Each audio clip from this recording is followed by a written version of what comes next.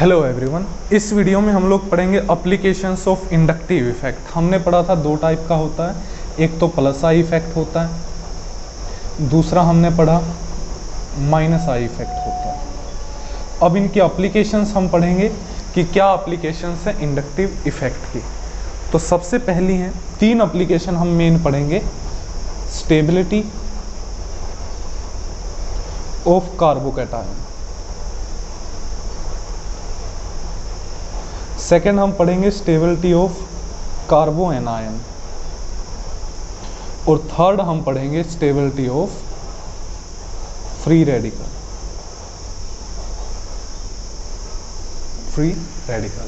इन तीनों की हम स्टेबिलिटी के बारे में पढ़ेंगे, स्टेबिलिटी ऑफ कार्बोकैटायन, कार्बोएनायन और फ्री रेडिकल।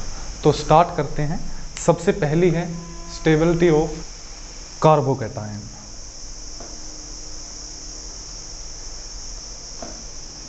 तो देखो,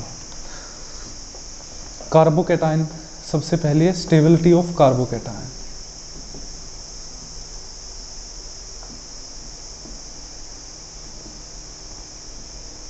देखो कार्बोकैटायन होता क्या है, ये कोई कार्बन है, इसका एक बॉन्ड मैंने किसी R1 एल्काइल ग्रुप से बना दिया, दूसरा किसी R2 एल्काइल ग्रुप से बना दिया, और तीसरा किसी R3 एल्काइल ग्रुप से बना दिया। ये जो सिंपल लाइन है ये ऑन द प्लेन होता है, ये जो सॉलिड सी लाइन है ये होती है अबोव द प्लेन। इस तरह से है ये वाला बॉन्ड, इस तरह से। और ये जो डैश्ड लाइन है ये बिलो द प्लेन है, जैसे ये अगर बोर्ड है तो ये नीचे की साइड इस तरह से है, ठीक है। तो ये होता है कार्बोकैटायन। यहाँ पे एक एम्प्टी p ऑर्बिटल होता है, ये है एम्प्टी p ऑर्बिटल,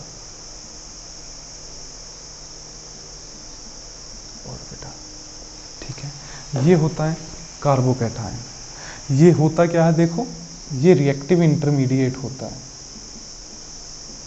हमने क्या पढ़ा था पहली ही वीडियो में जीओसी में कि जब रिएक्शन होती है तो क्या होता है, देखो ये हमारा सबस्ट्रेट था, ये हमारा रिएजेंट था, मिलके इन्होंने या तो इंटरमीडिएट बनाया था या फिर ट्रांजिशन स्टेट बनाई थी, और उसके बाद किस में चेंज हो गए थे, प्रोडक्ट में चेंज हो गए थे। तो ये जो कार्बोकैटायन है ये क्या होता है, इंटरमीडिएट होता है, ठीक है। तो हमने इंटरमीडिएट के बारे में भी पढ़ा था पहली वीडियो में कि ये शॉर्ट लिव होते हैं, हाईली रिएक्टिव होते हैं। तो यहाँ पे भी लिख सकते हैं कि ये शॉर्ट लिव्ड होता है, हाईली रिएक्टिव होता है, ठीक है।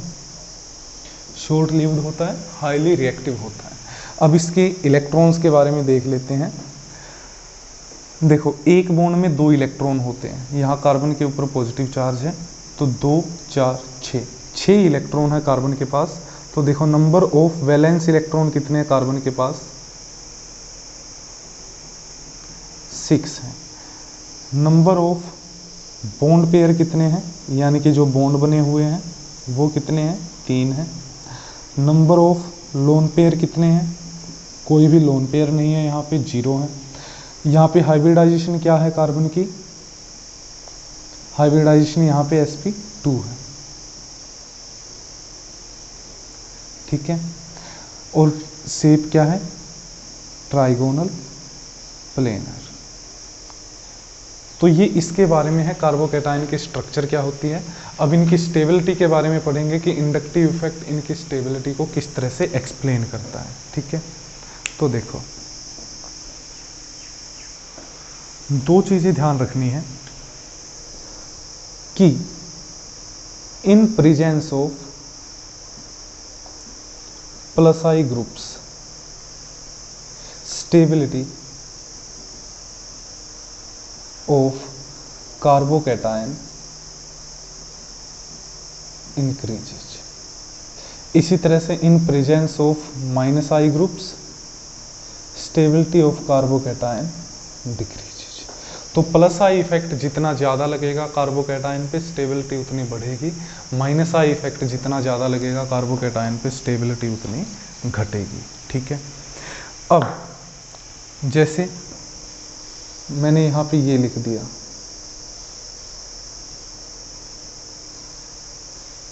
एक तो ये कार्बोकैटायन है, दूसरा हमारे पास ये है, तीसरा हमारे पास ये है, और फोर्थ हमारे पास ये है मिथाइल रेडिकल। ठीक है, 1 2 3 4। तो इनके अंदर देखो स्टेबिलिटी कैसी होगी। इसके ऊपर देखो एक मिथाइल ग्रुप, दो मिथाइल ग्रुप, तीन मिथाइल ग्रुप है, तीन एल्काइल ग्रुप इसके ऊपर प्लस आई लगाएंगे, इसके ऊपर एक दो alkyl group plus I effect लगाएंगे, इसके ऊपर देखो एक alkyl group plus I effect लगाएगा, इसके ऊपर कोई भी नहीं लगाएगा। और हमने क्या पढ़ा, जितने ज़्यादा प्लस आई ग्रुप होंगे स्टेबिलिटी उतनी बढ़ेगी। तो स्टेबिलिटी का ऑर्डर क्या हो जाएगा, 1 2 3 4। तो ये क्या हो जाएगा ऑर्डर किसका, स्टेबिलिटी का। और एग्जांपल देखते हैं, यहीं पे हम और क्या देख सकते हैं कि देखो इस कार्बन से कितने कार्बन जुड़े हैं, 3। तो ये टर्शरी कार्बोकैटायन है, ये सेकेंडरी कार्बोकैटायन है, ये प्राइमरी कार्बोकैटायन है, और ये मिथाइल कार्बोकैटायन है। तो स्टेबिलिटी का ऑर्डर क्या होता है, टर्शरी, सेकेंडरी, प्राइमरी, फिर मिथाइल। ये किसके बेस पे होता है, इंडक्टिव इफेक्ट के बेस पे होता है। इंडक्टिव इफेक्ट के बेस पे टर्शरी सबसे ज़्यादा स्टेबल होता है कार्बोकैटायन, फिर सेकेंडरी, फिर प्राइमरी और फिर मिथाइल। इस तरह से क्या होता है, स्टेबिलिटी का ऑर्डर होता है। और देखते हैं,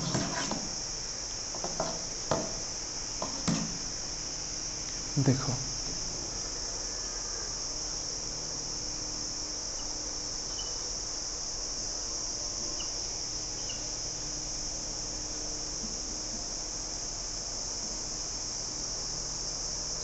इनके अंदर देखो ये कौन सा कार्बोकैटायन है, यहाँ पे CH2 है, यहाँ पे CH है, और यहाँ पे क्या है, कार्बन है। तो देखो ये प्राइमरी कार्बोकैटायन है, ये सेकेंडरी कार्बोकैटायन है, ये टर्शरी कार्बोकैटायन है। तो स्टेबिलिटी का ऑर्डर क्या हो जाएगा, टर्शरी ज़्यादा सबसे स्टेबल, उसके बाद फिर सेकेंडरी सबसे ज़्यादा स्टेबल, और लास्ट में कौन सा, प्राइमरी कार्बोकैटायन। देखो ये कार्बन 3 एल्काइल ग्रुप से जुड़ा है, CH3 CH2 CH2। ये कार्बोकैटायन सिर्फ 2 एल्काइल ग्रुप से जुड़ा है, ये CH2 और ये CH। और ये एल्काइल ग्रुप सिर्फ एक ही एल्काइल ग्रुप से जुड़ा है, यहाँ पे CH। तो जितने ज़्यादा एल्काइल ग्रुप बढ़ेंगे स्टेबिलिटी उतनी बढ़ेगी। दूसरी चीज़ हमने पहले वीडियो में किया था कि जो CD3 होता है इसका प्लस आई इफेक्ट ज़्यादा होता है CH3 से। CH3 से इसका प्लस आई इफेक्ट ज़्यादा होता है क्योंकि इसमें वाइब्रेशन कम होती है, इसलिए। इसी तरह से हमने क्या पढ़ा था कि ड्यूटीरियम का ज़्यादा होता है हाइड्रोजन से, और इनका कम होता है ट्रीटियम से। सबसे ज़्यादा ट्रीटियम, फिर ड्यूटीरियम, फिर हाइड्रोजन। तो देखो अगर मैं आपसे स्टेबिलिटी का ऑर्डर पूछता हूँ, एक क्वेश्चन यहाँ पे लिख देता हूँ।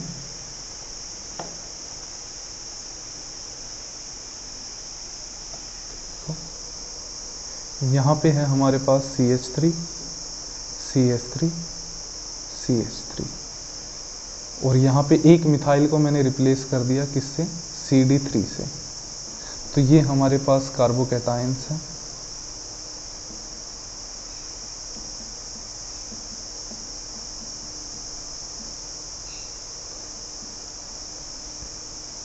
तो बताओ सबसे ज़्यादा स्टेबिलिटी किस कार्बोकैटायन की होगी,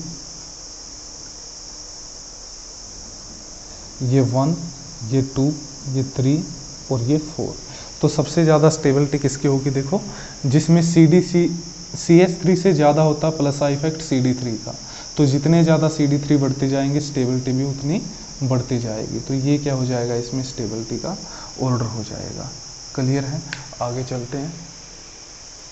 नेक्स्ट है स्टेबिलिटी ऑफ कार्बोएनायन। देखो हमने कार्बोकैटायन की स्टेबिलिटी पढ़ी, अब नेक्स्ट पढ़ते हैं स्टेबिलिटी ऑफ कार्बोएनायन।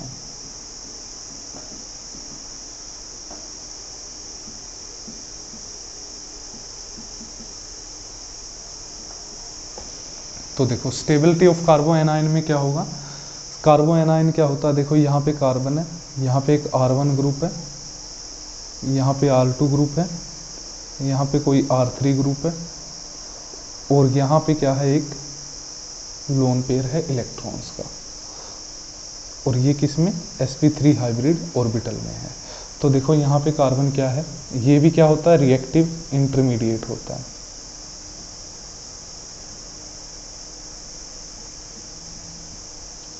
हाईली अनस्टेबल होता है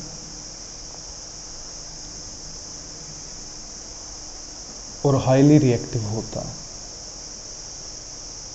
ठीक है, शॉर्ट लिव्ड होता है, बहुत कम टाइम के लिए बनता है। ठीक है, और यहाँ कार्बन पे नेगेटिव चार्ज होता है, इसलिए इसको कार्बो एनायन बोलते हैं, कार्बन का एनायन। ठीक है, दूसरी चीज, नंबर ऑफ बॉन्ड पेयर कितने हैं यहाँ पे? नंबर ऑफ बॉन्ड पेयर है कार्बन के पास तीन बॉन्ड बने हैं कार्बन के। नंबर ऑफ लोन पेयर कितने हैं? एक, ये जो इलेक्ट्रॉन है यहाँ पे sp3 हाइब्रिड ऑर्बिटल के अंदर है ये, क्योंकि कार्बन के हाइब्रिडाइजेशन क्या है देखो, 3 तो single bond sigma bond plus एक लोन पेयर sp3। ठीक है, दूसरा, नंबर ऑफ अनपेयर्ड इलेक्ट्रॉन कितने हैं? नंबर ऑफ अनपेयर्ड इलेक्ट्रॉन कितने हैं? 0, क्योंकि यहाँ पे जो लोन पेयर प्रेजेंट है ये दोनों पेयर के अंदर हैं, ये दोनों पेयर्ड हैं, तो नंबर ऑफ अनपेयर्ड इलेक्ट्रॉन यहाँ पे कितने हैं? 0। इसी तरह से हाइब्रिडाइजेशन क्या है इसकी? sp3 हाइब्रिडाइजेशन है। ठीक है, शेप क्या है? पिरामिडल शेप है, पिरामिडल शेप है। ठीक है, number of electron at carbon कितने हैं? 8 इलेक्ट्रॉन है कार्बन के पास, इलेक्ट्रॉन रिच है ये, तो ये किसकी तरह बिहेव करेगा? न्यूक्लियोफाइल। न्यूक्लियोफाइल का मीनिंग, न्यूक्लियो का मीनिंग पॉजिटिव, क्योंकि न्यूक्लियस पे पॉजिटिव चार्ज होता है, फाइल का मीनिंग होता है लविंग। तो ये न्यूक्लियस लविंग है, पॉजिटिव चार्ज की तरफ अट्रैक्ट होता है, क्योंकि इसके पास कैसा चार्ज है? नेगेटिव चार्ज है। ठीक है, तो ये हमने लिखा क्या कि ये रिएक्टिव इंटरमीडिएट होता है, शॉर्ट लिव्ड होता है, number of bond pair, lone pair, electrons, highly unstable होता है, रिएक्टिव होता है, हाइब्रिडाइजेशन क्या, शेप क्या है, और कार्बन के पास नंबर ऑफ इलेक्ट्रॉन क्या है। तो देखो ये चीज़ ध्यान रखना है, in presence of -I group stability, ये रेजोनेंस में मैं कराऊंगा अच्छे से क्यों होती हैं कम ज़्यादा, -I + I की वजह से स्टेबिलिटी इंक्रीजेज। और इसी तरह से in presence of +I groups stability decreases. तो जितने ज़्यादा -I ग्रुप होंगे कार्बो एनायन के ऊपर स्टेबिलिटी उतनी ज़्यादा होगी, और जितने ज़्यादा +I ग्रुप होंगे कार्बो एनायन के ऊपर स्टेबिलिटी उतनी कम हो जाएगी। तो देखते हैं एग्जांपल्स।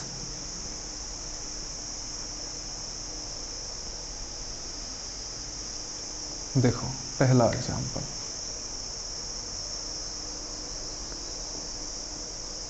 यहाँ पे नेगेटिव चार्ज है, यहाँ पे मैंने NO2 लगा दिया। इसी तरह यहाँ पे भी नेगेटिव चार्ज है, यहाँ पे फ्लोरीन लगा दिया। अब देखो किसके अंदर स्टेबिलिटी ज़्यादा होगी, ये 1 है, ये 2 है। तो देखो हमने पढ़ा है कि नाइट्रो ग्रुप का -I इफेक्ट फ्लोरीन से ज़्यादा होता है, तो सबसे ज़्यादा स्टेबिलिटी किसकी होगी? 1 की, उसके बाद 2 की। क्योंकि देखो इस कार्बन पे नेगेटिव चार्ज है 1 2 3, इस कार्बन से अगर काउंट करें तो तीसरी कार्बन पे ही फ्लोरीन है, 1 2 3, तीसरी कार्बन पे ही नाइट्रो ग्रुप है। जब डिस्टेंस सेम होती है तो स्ट्रेंथ देखते हैं हम एटम्स की, जो ज़्यादा -I ग्रुप होगा स्ट्रॉन्ग, वो स्टेबिलिटी को और भी ज़्यादा बढ़ाएगा कार्बो एनायन की स्टेबिलिटी को। ठीक है, और एग्जांपल देखो, यहाँ पे NO2 ग्रुप है और यहाँ पे फ्लोरीन लगा है, ये फर्स्ट स्ट्रक्चर है, ये सेकंड स्ट्रक्चर है। इसके अंदर देखो नाइट्रो ग्रुप का -I इफेक्ट तो ज़्यादा होता है फ्लोरीन से, लेकिन कार्बो एनायन के ज़्यादा नज़दीक कौन है? फ्लोरीन। ये दूसरी ही कार्बन पे है, ये तीसरी कार्बन पे जाके है। और हमने एक पॉइंट लिखा था कि इट इज़ डिस्टेंस डिपेंडेंस, जो इंडक्टिव इफेक्ट होता है it is distance dependent and decrease drastically with increase in distance। जैसे ही डिस्टेंस बढ़ती है इसका इफेक्ट बहुत ज़्यादा कम हो जाता है। चाहे बेशक से ये बहुत ज़्यादा स्ट्रॉन्ग -I ग्रुप है, लेकिन हमेशा डिस्टेंस डोमिनेट करेगी। Distance always dominate over strength. आपको स्ट्रेंथ नहीं देखनी, सबसे पहले डिस्टेंस देखनी। आप पहले डिस्टेंस देखो, ये दूसरे ही कार्बन पे, ये तीसरे ही कार्बन पे, तो ये ज़्यादा स्टेबल है, ठीक है। उसके बाद अगर डिस्टेंस सेम है तब जाके आप स्ट्रेंथ को कंपेयर करते हो, ठीक है। एक और पॉइंट नेक्स्ट देखो, ये तो था कि डिस्टेंस डोमिनेट करती है स्ट्रेंथ के ऊपर। अब तीसरा एग्जांपल देखो,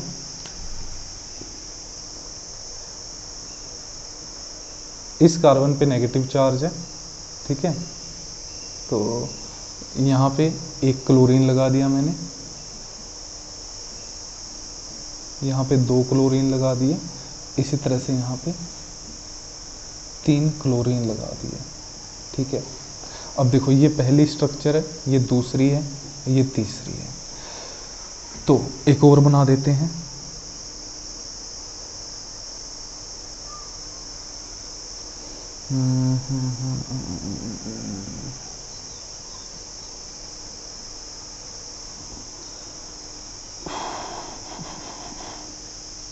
अच्छा, ओके, ठीक है। तो अब इसी के अंदर देखते हैं, ये 4 स्ट्रक्चर हैं। सबसे पहले तो हमें क्या था कि सबसे पहले हमें, सॉरी इसको ऐसे कर देते हैं, सबसे पहले हमें डिस्टेंस देखनी है। तो देखो 1 2 3 1 2 3 1 2 3 इलेक्ट्रोनेगेटिव एटम तीसरी कार्बन पे प्रेजेंट है। 1 2 3 इलेक्ट्रोनेगेटिव जो एटम है दूसरी कार्बन पे प्रेजेंट है। तो हमेशा हमने क्या पढ़ा, डिस्टेंस डोमिनेट करेगी। तो 4 का ज़्यादा हो गया। अब इन तीनों में देखना हमें क्या होगा। तो हमेशा ध्यान रखना कि क्लोरीन का नंबर तो सेम है, लेकिन हम ध्यान रखना है कि भले ही क्लोरीन 1 है, लेकिन सॉरी जितने ज़्यादा number of minus I group होंगे उतनी ज़्यादा स्टेबिलिटी होगी। इस पे 3 क्लोरीन है, 3 माइनस आई, इस पे 2 क्लोरीन है, 2 माइनस आई, इस पे 1 क्लोरीन है, 1 माइनस आई। तो यहाँ पे क्या हो जाएगा 3 2 और यहाँ पे क्या हो जाएगा 1, ठीक है। एक और एग्जांपल देखते हैं, जो मैं कराना चाहता था वो कुछ गड़बड़ हो गई, ठीक है। अगले एग्जांपल में देख लेते हैं। यहाँ ध्यान दो, देखो इस कार्बन पे नेगेटिव चार्ज है, यहाँ पे NO2 लगा है। ऐसे ही इस कार्बन पे नेगेटिव चार्ज है, यहाँ पे 2 फ्लोरीन लगे हैं। अब देखो 1 2 3 1 2 3 तीसरी कार्बन पे ही प्रेजेंट है, यहाँ पे भी इलेक्ट्रोनेगेटिव एटम, यहाँ पे भी इलेक्ट्रोनेगेटिव एटम तीसरी कार्बन पे प्रेजेंट है। लेकिन ध्यान दो, हमें पता है नाइट्रो का माइनस आई इफेक्ट बहुत ज़्यादा होता है फ्लोरीन से, लेकिन यहाँ पे 2 फ्लोरीन है। तो हमेशा ध्यान रखना नंबर डोमिनेट ओवर स्ट्रेंथ। तो जो माइनस आई ग्रुप्स हैं उनका नंबर डोमिनेट करेगा हमेशा स्ट्रेंथ पे। और इससे भी पहले क्या, डिस्टेंस डोमिनेट ओवर स्ट्रेंथ। तो ध्यान रखना, पहले तो आपको सबसे पहले डिस्टेंस देखनी है, उसके बाद आपको नंबर देखना है, उसके बाद आपको स्ट्रेंथ देखनी है। फॉर एग्जाम्पल अगर मैं इसी एग्जाम्पल में 3 चीज़ें कर देता हूँ, देखो यहाँ पे NO2 ग्रुप है और यहाँ पे फ्लोरीन है और यहाँ पे आयोडीन है। तो देखो ये पहली है, ये दूसरी है, ये तीसरी है। तो कार्बो एनायंस की स्टेबिलिटी माइनस आई ग्रुप जितने ज़्यादा होंगे उतनी ज़्यादा होगी। अब इसके अंदर भी हमें देखना सबसे ज़्यादा स्टेबल कौन है, उसके बाद कौन है, उसके बाद कौन है। तो देखो सबसे पहले तो हमें क्या देखना, डिस्टेंस देखनी है। डिस्टेंस डोमिनेट करेगी सबसे पहले 1 2 1 2 3 1 2 3। यहाँ तीसरी कार्बन पे हैं ग्रुप्स, यहाँ दूसरी ही कार्बन पे हैं ग्रुप्स। तो सबसे ज़्यादा स्टेबिलिटी थर्ड की होगी, क्योंकि पहले डिस्टेंस देखते हैं, उसके बाद नंबर देखेंगे। यहाँ पे सिर्फ 1 माइनस आई ग्रुप है, यहाँ पे 2 माइनस आई ग्रुप हैं। तो इसके बाद नंबर डोमिनेट करता है स्ट्रेंथ के ऊपर। अब लास्ट में एक ही बचा स्ट्रेंथ, तो यहाँ देख सकते हैं, ठीक है। अगर हमारे पास एक और होता है इस तरह से और यहाँ पे हम लगा देते फ्लोरीन, तो अब हम कह देते सबसे कम किसका होता, अगर ये 4 होता तो 4 का, क्योंकि लास्ट में जाके 4th कार्बन पे नंबर सेम है। अब हम स्ट्रेंथ कंपेयर करेंगे। तो ध्यान रखना, पहले डिस्टेंस कंपेयर करनी है, फिर नंबर कंपेयर करना है, लास्ट में स्ट्रेंथ कंपेयर करनी है। क्लियर है। तो इस तरह से हम कार्बो एनायंस की स्टेबिलिटी बता सकते हैं। और एग्जांपल्स देखते हैं, देखो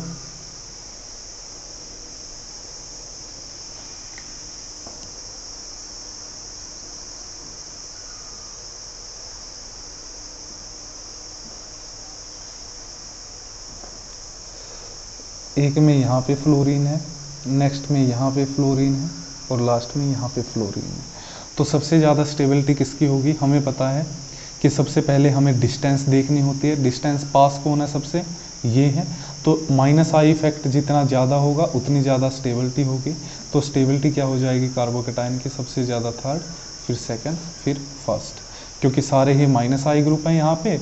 और उसके बाद हमें देखना है डिस्टेंस, उसके बाद नंबर, और उसके बाद स्ट्रेंथ। तो डिस्टेंस के बेस पे ये आ गया हमारा ऑर्डर।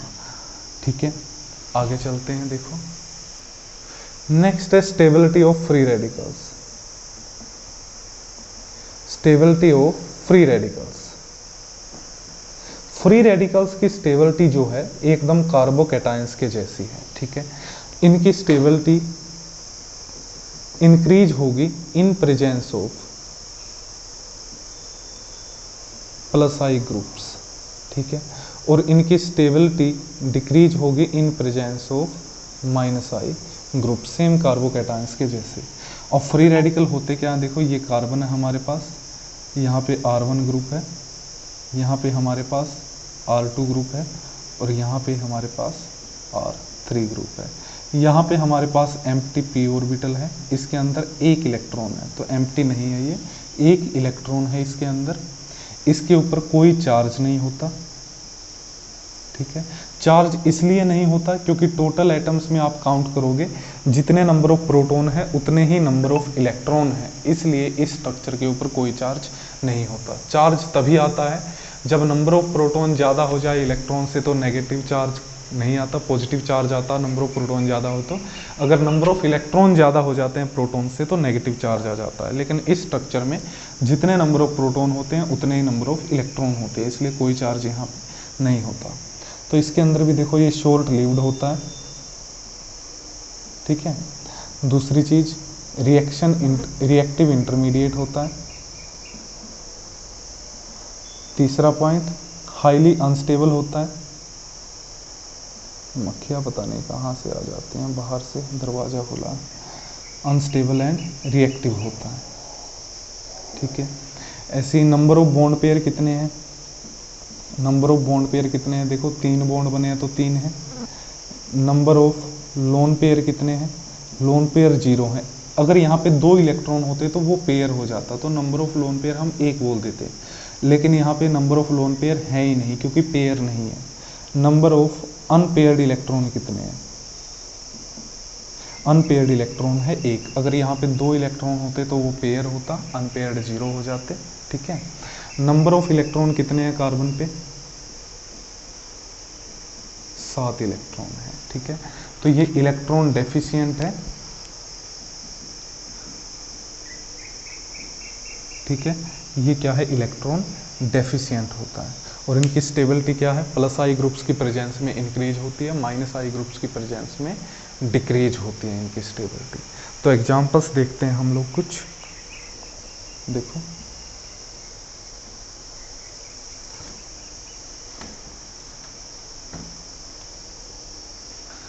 सबसे पहला है यहाँ पे CH3 है,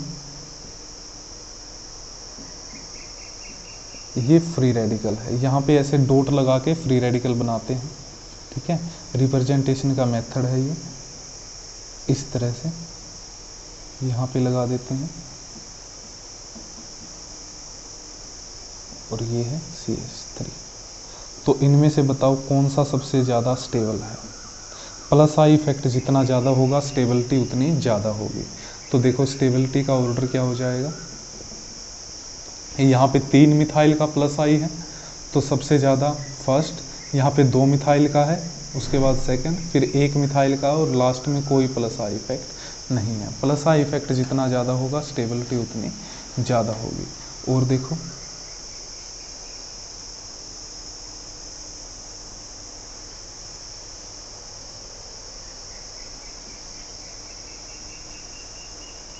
तो देखो ये कौन सा है? प्राइमरी फ्री रेडिकल है, ये सेकेंडरी है, ये टर्शरी है। क्यों? क्योंकि जिस कार्बन पे फ्री रेडिकल है उससे 1 कार्बन जुड़ा है, इस पे 2 कार्बन जुड़े हैं, इस पे 3 कार्बन जुड़े हैं। 3 कार्बन का meaning CH3 CH3 CH2, 3 alkyl group हैं। सेकेंडरी का मतलब CH और CH3, 2 एल्काइल ग्रुप है। यहाँ पे देखो एक ही एल्काइल ग्रुप है, तो ये प्राइमरी, सेकेंडरी, टर्सरी। तो स्टेबिलिटी का ऑर्डर क्या हो जाएगा, टर्सरी, फिर सेकेंडरी, फिर प्राइमरी, क्योंकि यहाँ पे 3+ I इफेक्ट है, यहाँ पे 2+ I इफेक्ट है, ठीक है, और यहाँ पे 1+ I इफेक्ट है। तो स्टेबिलिटी का ऑर्डर कैसे होगा, टर्सरी, फिर सेकेंडरी और फिर प्राइमरी। तो इस वीडियो में हम लोग इतना ही करते हैं। एप्लीकेशंस हमने पढ़ी किसकी, इंडक्टिव इफेक्ट की। नेक्स्ट वीडियो में हम स्टार्ट करेंगे रेजोनेंस के बारे में, जल्दी हम GOC को कवर कर देंगे, ठीक है। आप मुझे एक चीज़ ज़रूर बताना कमेंट्स में, अगर पॉसिबल हो, आप अगर यहाँ तक वीडियो देखते हैं तो, कि इस तरह से वीडियो बनाना सही है या फिर बोर्ड पे वीडियो बनाना सही है, और बोर्ड पे भी कौन सा वाला, जो ग्रीन बोर्ड है या फिर वाइट बोर्ड है, किस में आपको क्लियर दिखता है, समझ आता है, वो मुझे आप ज़रूर बताना, ठीक है। और अगर मेरे लिए कोई सजेशन हो वो भी आप मुझे बता सकते हैं, कोई डाउट हो तो आप कमेंट्स में पूछ सकते हैं, ठीक है। मिलते हैं नेक्स्ट वीडियो में, तब तक के लिए take care and thank you for cooperation.